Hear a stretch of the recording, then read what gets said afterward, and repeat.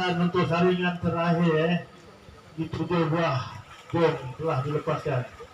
Sama-sama kita saksikan adakah 7 buah akan menuju ke garisan penamat atau di sebaliknya.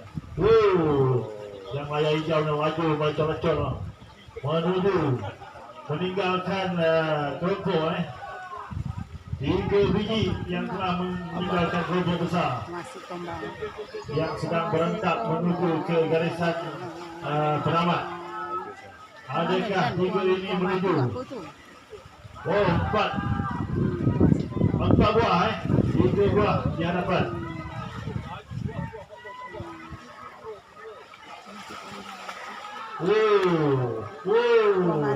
Maju begitu laju melocot hijau dan kuning ini menuju garisan. Hampir sahaja yang hijau tu. Adakah dia lepas atau tidak? Kita tidak dapat menentukan sama ada lepas atau tidak garisan penamat.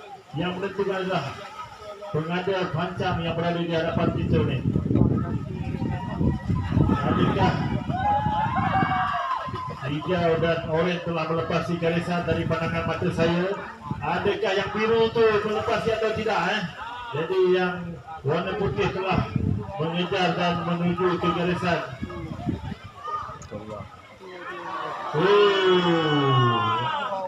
Dia berlanggar di garisan.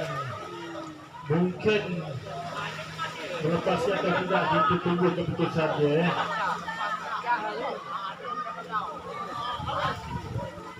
Di bawah dulu. Dua-dua telah karam Dua-dua telah karam.